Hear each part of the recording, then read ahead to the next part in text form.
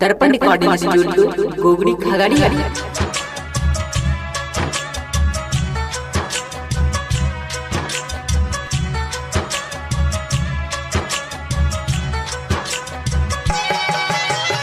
गुरुचरण कलेगा, गुरुचरण कलेगा, गुरुचरण कलेगा, गुरुचरण कलेगा।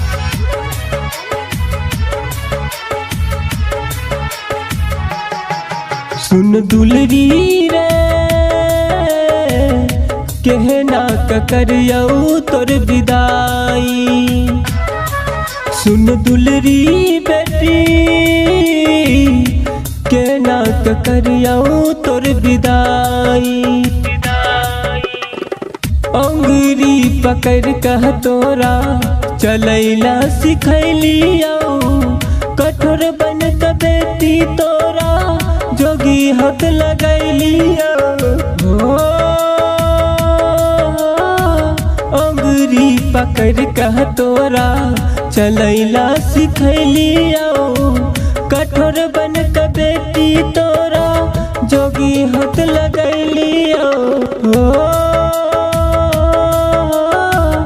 अंगुरी पकड़ क तोरा चलैला सिखैलियो, कठोर बन क बेटी तोरा।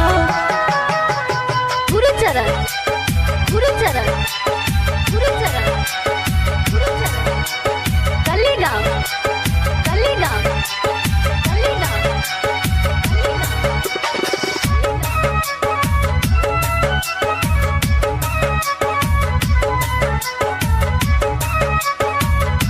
मिक्स बाय दर्पण रिकॉर्डिंग स्टूडियो गोगड़ी खगड़िया।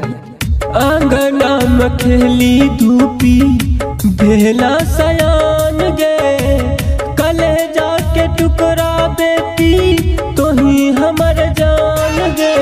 हो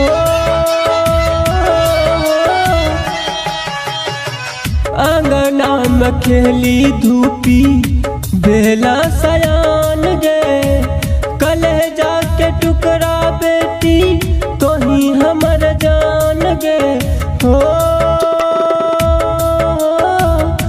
के बनल के विधाता दुनिया के रीत हो, पल भर में टूटी जाय छै सनैया के प्रीत हो।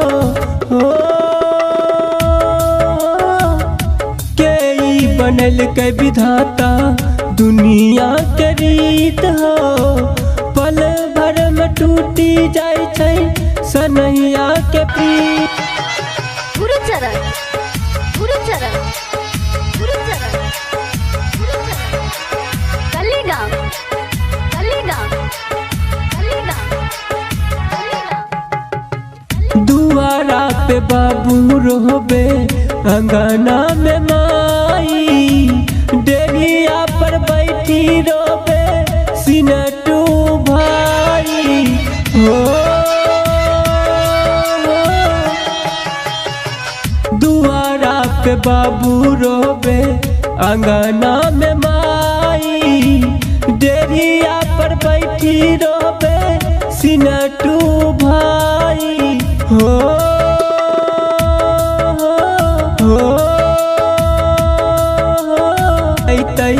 ऐसन समैया करा है त बेटी एक दिन तोहर विदाइया।